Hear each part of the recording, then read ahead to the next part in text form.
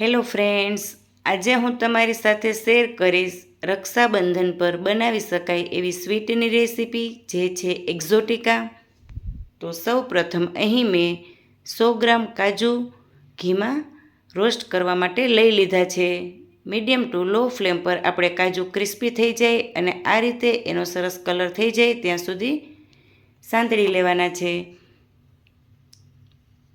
હવે ત્યારબાદ હું એ જ પેનમાં 100 ગ્રામ પિસ્તા સાંતળી લઈશ. પિસ્તા પણ આપણે એકદમ ક્રિસ્પી અને સરસ કલર આવી જાય ત્યાં સુધી સાંતળવાના છે. પિસ્તા સંતળાઈ ગયા બાદ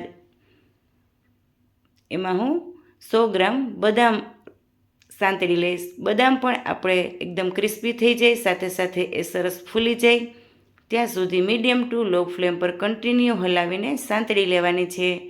તો ડ્રાયફ્રૂટ અહીં આપણા બધા સંતળાઈ ગયા છે.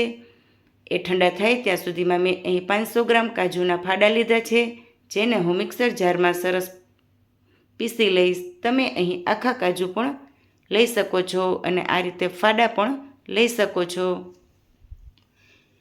મિક્સરને આપણે આ રીતે રિવર્સ મોડ પર એને ચલાવતું રહેવાનું છે અને આ ટાઈપનો એનો પાવડર કરી લેવાનો છે. તો અહીં આપણો કાજુનો પાવડર તૈયાર છે. ત્યારે હું 300 ગ્રામ સાકર એક પેનમાં લઈ લઈશ. 500 ગ્રામ કાજુની સાથે મેં 300 ગ્રામ ખાંડ લીધી છે. તમે અહીં ખાંડ ઓછી અથવા તો વધારે પણ લઈ શકો છો. ત્યારબાદ એમાં અડધો કપ હું પાણી એડ કરીશ. ગેસ પર ચડાવી મીડિયમ ટુ લો ફ્લેમ પર સૌ પ્રથમ હું ખાંડ ઓગાળી લઈશ. ખાંડ ઓગળી જાય એટલે હું એની એક તારની ચાસણી લઈ લઈશ. તો અહીં આપણી આ ચાસણી એક તારની બની છે કે નહીં એના માટે એક પ્લેટમાં ચાસણીનું એક ડ્રોપ લઈ લઈશું અને ચેક કરી લઈશું. તમે જોઈ શકો છો એ ડ્રોપ જે છે એ લસરી જાય છે, એનો મતલબ એવો કે ચાસણી એક તારની નથી આવી. ફરી પાછું એને હલાવતા રહેશું ગેસ પર અને હવે ફરી પાછું ચેક કરી લઈશું. તો એક તારની ચાસણી અહીં આપણે આવીને તૈયાર છે, તમે જોઈ શકો છો. ત્યારે હું એમાં પાવડર કાજુનો એડ કરી દઈશ અને વ્યવસ્થિત એને હું મિક્સ કરી લઈશ. અહીં આપણે ચાસણી એક તારની લેવી ફરજિયાત છે. જો તમે ઓછી ચાસણી લેશો તો જે આ કાજુનું આપણું એક્ઝોટિકાનું લેયર છે એ નરમ રહેશે અને તમારી એક્ઝોટિકા એકદમ પરફેક્ટ નહીં બને. તો અહીં આપણું આ મિક્સર સરસ તૈયાર છે, એકદમ ટાઈટ થઈ ગયું છે, એ હાથ પર પણ નથી ચીપકતું. ત્યારે હું એને એક પ્લેટમાં લઈ લઈશ.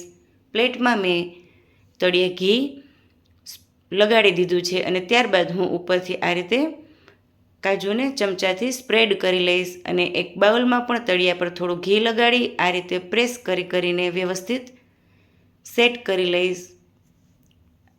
આખી પ્લેટમાં એકસરખા લેવલનું અને આ રીતે લીસું થાય એવું આપણે કાજુનું લેયર તૈયાર આ રીતે કરી લેવાનું છે.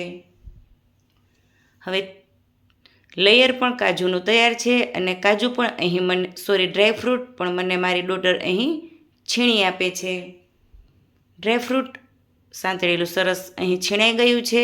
ત્યારબાદ મેં અહીં વ્હાઇટ ચોકલેટ કમ્પાઉન્ડ 300 ગ્રામ લઈ લીધી છે. એને આ રીતે પીસીસ કરી હું એને ઓગાળી લઈશ. આ રીતે અહીં આપણે ચોકલેટને ઓગાળી લેવાની છે. તમે અહીં 300 ગ્રામની જગ્યા પર 400 ગ્રામ ચોકલેટ પણ લઈ શકો છો. ચોકલેટ મેલ્ટ કરી લીધા બાદ હું એમાં છીણેલું ડ્રાયફ્રૂટ એડ કરીશ. અહીં આપણે ડ્રાયફ્રૂટ એટલું એડ કરવાનું છે કે ચોકલેટ અને ડ્રાયફ્રૂટનું જે આ મિક્સર બને એ ઇઝીલી કાજુના લેયર ઉપર સ્પ્રેડ થઈ જાય એવું બનાવવાનું છે. હવે હું આ ચોકલેટને આ રીતે ઉપર સેટ કરી દઈશ અને ચોકલેટનું જે આપણું લેયર છે એ પણ આ રીતે એકદમ સરસ એકસરખું અને લીસું થાય એ રીતે કરવાનું છે. તો અહીં આપણો આ ચોકલેટનું લેયર સરસ સેટ થઈ ગયું છે, તમે જોઈ શકો છો. ત્યારે હું એને અડધો કલાક માટે ફ્રીઝરમાં મૂકી દઈશ. એ પહેલાં હું થોડા રોસ્ટેડ છીણેલા કતરણની આ રીતે ઉપરથી એડ કરી દઈશ અને ફરી પાછું એને ચમચાથી સેટ કરી લઈશ. તો હવે હું એને ફ્રીઝરમાં મૂકી દઈશ. ફ્રીઝરમાં મૂક્યા બાદ અડધો કલાક થઈ જાય એટલે આપણે એને પ્લેટને બહાર નીકાળી લેવાની છે અને મનપસંદ એને આ રીતે પીસીસમાં શેપ આપી દેવાનો છે. તો અહીં આપણી એક્ઝોટિકા સ્વીટ બનીને તૈયાર છે. હવે હું એને પીસીસ પણ કરી લઈશ અને થોડી જ વારમાં એમના જે પીસીસ છે એ પણ નીકળી જશે આ રીતે. તો અહીં આપણી આ એક્ઝોટિકા સ્વીટ બનીને તૈયાર છે. મેં અહીં કાજુનું લેયર વધારે રાખ્યું છે અને ચોકલેટનું લેયર ઓછું રાખ્યું છે. જો તમને ચોકલેટ પસંદ આવતી હોય તો તમે ચોકલેટ અને કાજુનું લેયર હાફ હાફ પણ રાખી શકો છો અને આ રીતે ઓછું અથવા તો વધારે લેયર પણ રાખી શકો છો. તો અહીં આપણી એક્ઝોટિકા સ્વીટ બનીને તૈયાર છે, જે તમે ઘર પર રક્ષાબંધન પર ઇઝીલી બનાવી શકો છો. હવે હું અહીં આ એક્ઝોટિકાને એક ડબ્બામાં ટ્રાન્સફર કરી લઈશ.